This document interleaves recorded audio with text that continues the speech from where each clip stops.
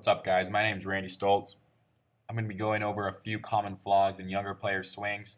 All this footage came from a camp I did this past April. A lot of these guys, they're pretty young and they have a lot going on with their swings and a lot of deficiencies in their swings.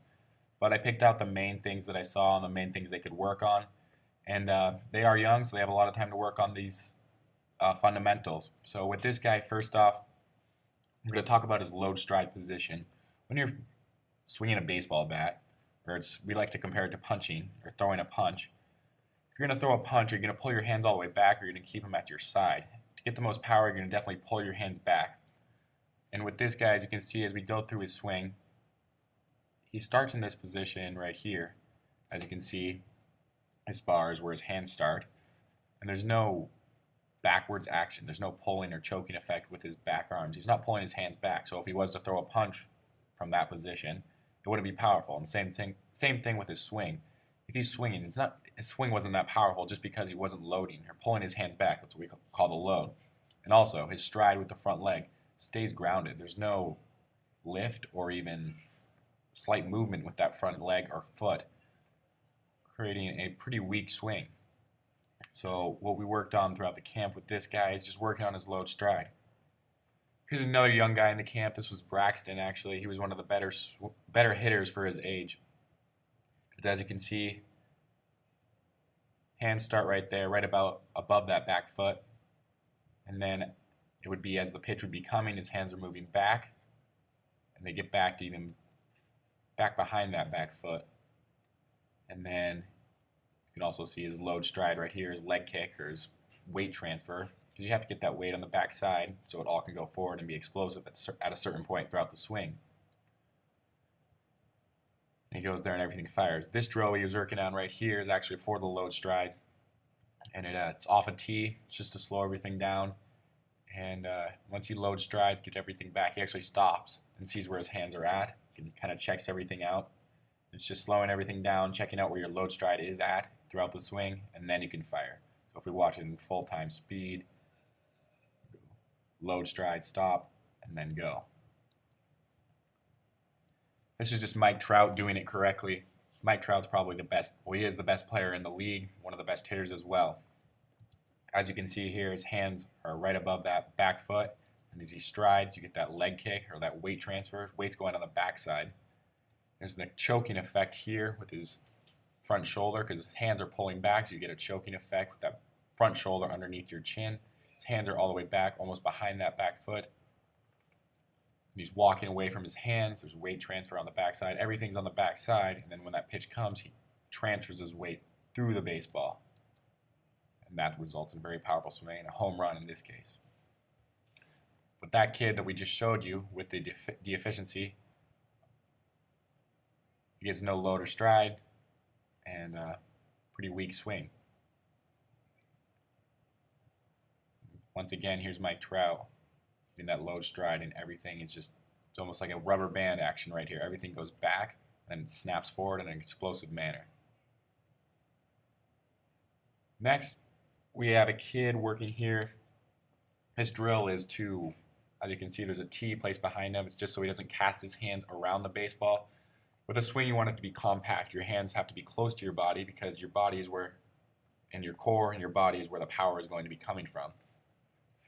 So that tee is just placed behind him, so if he does cast his hands do go away from his body too soon, it will hit the tee, and he won't hit the baseball, just showing him what he did wrong. But with this guy's swing, we go through it, you can see he swings here. I'll show you one more time. Load, stride, does fine there, but once he gets through the baseball, I do that line right there on that front knee, as you can see, kind of drifts out in front of it. We want everything to stay behind the baseball for as long as we can, and it just kind of explodes to the baseball. If you're leaking out, which is what we call here, everything's kind of leaking out on the front side, your swing's not going to be as powerful as it can be because you're kind of just flailing out there. So here's a video of Miguel Cabrera, once the best hitter in the big leagues and still is a great hitter.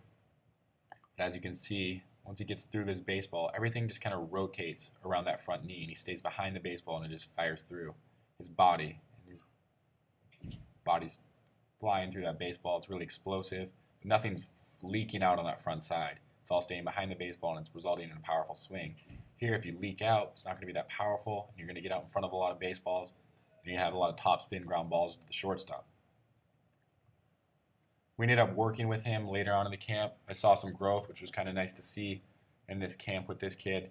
As you can see, he gets through the baseball. His front leg actually stiffens up. He's hitting off that front stiff leg, or he's hitting with his front stiff leg, and that's what we want to see. Powerful swing, and everything's kind of coming from the core. He's staying behind the baseball. Our last guy, this guy had a lot going on with his swing.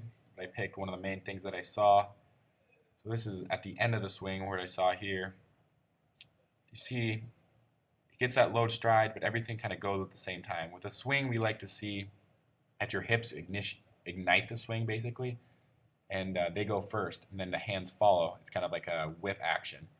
But everything went at the same time with this kid, and resulted in a pretty weak swing. And another thing I saw, the main thing I saw with this kid, what we'll be talking about later, is, as you can see, his back foot doesn't come off the ground, doesn't pivot, doesn't turn. We like to, a lot of the young coaches, squishing the bug, but actually, that foot should actually come up off the ground. And that's how explosive your swing should be, and your hip should be totally cleared through the swing. His hips are kind of closed still, as you can see. His front foot's still closed. He's not getting everything into the baseball that he can. So I'm just going to show you a swing of Cody Bellinger hitting a home run in Arizona. Here you can see he's got that low stride, like everything we've talked about earlier.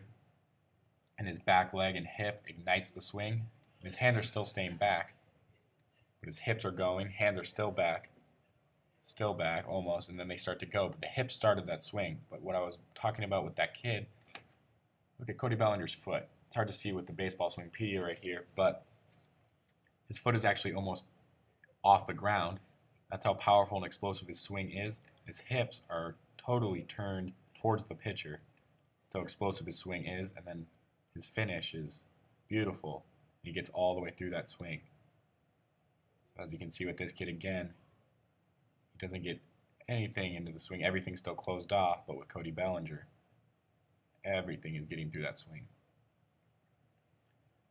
Once again, so we just worked on with this kid, trying to get his hips through the baseball, resulting in a more powerful swing. And that's all I have for you guys today. Just wanted to thank you guys for watching. Hope you learned a little something. Thank you.